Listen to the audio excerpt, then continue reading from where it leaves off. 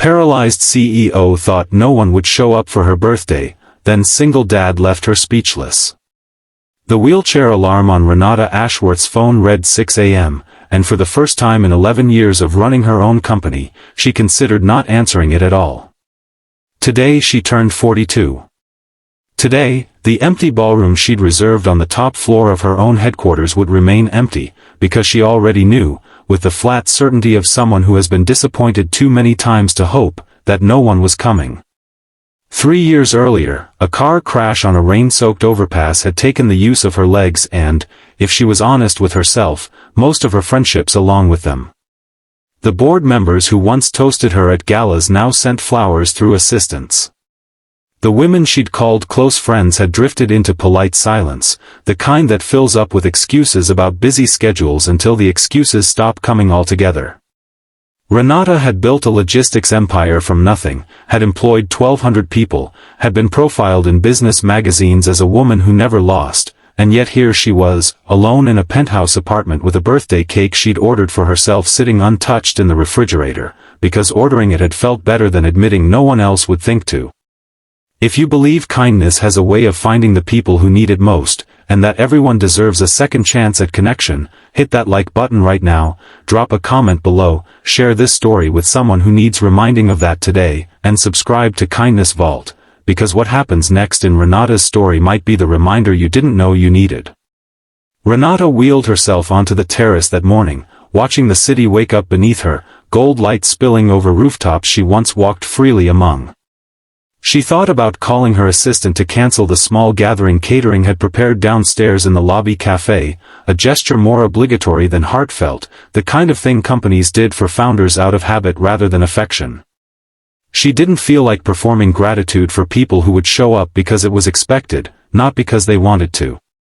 But some stubborn thread of the woman she used to be, made her get dressed anyway, made her put on the deep emerald blazer she'd bought for a celebration that never happened last year, and made her go downstairs. The lobby cafe was mostly empty when she arrived. A few interns nodded politely and returned to their laptops. Her operations director sent a card through email that morning with a generic stock photo of balloons. Renata sat near the window in her wheelchair, ordered a coffee she didn't want, and told herself this was fine, this was manageable, this was simply what 42 looked like now. That was when she noticed the little boy. He couldn't have been older than 7, sitting alone at a corner table with a coloring book, his sneakers swinging inches above the floor, clearly waiting for someone. Every few minutes he glanced toward the door with the particular restlessness of a child who has been told to wait and is trying very hard to be good about it. Renata recognized something in his face, not sadness exactly, but a kind of quiet endurance she understood better than she wanted to. The man who eventually rushed through the door, apologizing to the boy in a low, warm voice, was tall and windblown, his tie slightly crooked, carrying the unmistakable exhaustion of someone juggling more than any one person should carry alone. His name, she would learn shortly, was Julian Cole, a single father and a mid-level project coordinator 2 floors up from her own executive suite, a man she had never once had reason to meet despite technically being his employer. Julian's son, Theo, had a doctor's appointment that morning that ran long, and Julian had promised to bring him by the office cafe for a treat before dropping him at his grandmother's for the day. As Julian sat down across from Theo, unwrapping a muffin and asking about his day with a patience that seemed to come from someplace deep and well-practiced, Renata found herself watching them longer than she meant to. There was no performance in it. No one was there to see it. It was simply love, plain and daytime and unremarkable in the way that only the realest things are. Theo, noticing Renata watching, waved at her with the unguarded friendliness only children still possess. She waved back, startled into a small smile. Julian turned, saw her, and something shifted in his expression, recognition, maybe, or simply the reflex of a kind person noticing someone sitting alone. He walked over, introduced himself and Theo, and asked if they could join her, since the cafe was otherwise quiet and Theo had, in his words, decided she looked like someone worth talking to. They talked for nearly 40 minutes. Julian didn't know it was her birthday. He didn't know she ran the company. He simply knew she seemed like she could use company, and he gave it freely, the way people do when they aren't calculating what they might get in return. Theo showed her his coloring book, a lopsided dinosaur he'd colored purple because, he explained very seriously, purple was a color dinosaurs deserved to have been but historically were denied. Renata laughed for the first time in weeks, a real laugh, the kind that surprised her own chest. At some point Julian excused himself to take a work call, and Theo, left alone with her, asked simply why she was in the chair.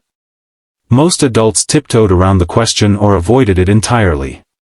Theo just asked, the way children do, with curiosity instead of pity. Renata found herself telling him about the accident, about the long recovery, about learning to navigate a world that wasn't built with her in mind.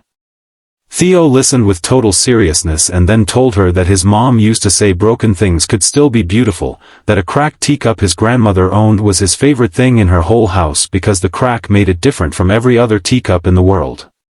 He didn't know, and couldn't have known, how much that small unfiltered piece of wisdom would undo something tightly wound in Renata's chest. When Julian returned, Theo told him, with total confidence, that Renata should come to their house sometime because she was, in his words, easy to talk to and doesn't do the fake smile thing. Julian laughed, apologized for his son's bluntness, but didn't take it back. Instead he asked, somewhat shyly, whether Renata had plans that evening. When she admitted, after a pause, that it was actually her birthday and that she hadn't expected to spend it doing much of anything, something in Julian's face changed. He didn't offer sympathy. He offered action. He asked if she would let them take her somewhere. That evening, Julian and Theo picked her up in Julian's modest, slightly cluttered car, its back seat littered with crayons and a dinosaur backpack, and drove her to a small park overlooking the river where they'd set up a simple daytime picnic that stretched golden into early evening, a store-bought cake, mismatched paper plates, a handful of co-workers from Julian's floor whom Theo had apparently begged to come, people Renata had walked past in hallways for years without ever really seeing. They sang to her under open sky, off-key and unrehearsed, and Theo presented her with a card he'd made himself, decorated with a purple dinosaur and the words, "Happy birthday to someone who is easy to talk to." Renata sat there, in the wheelchair she had spent 3 years resenting, surrounded by people who owed her nothing and had shown up anyway, and felt something inside her that had been braced and guarded for years finally loosen. It wasn't a grand gesture. It wasn't a corporate celebration with hired lighting and executive toasts. It was a single father, his young son, and a handful of strangers who decided that a woman sitting alone deserved not to be alone anymore. If this story moved you even a little, if it reminded you that kindness often comes from the people we least expect, please take a moment to like this video, share it with someone who might need it today, and subscribe to Kindness Vault so you never miss a story like Renata's. In the weeks that followed, Renata found herself looking forward to Tuesdays, when Julian brought Theo by after his appointments, to purple dinosaurs and unguarded questions and easy laughter in a lobby cafe that no longer felt so empty.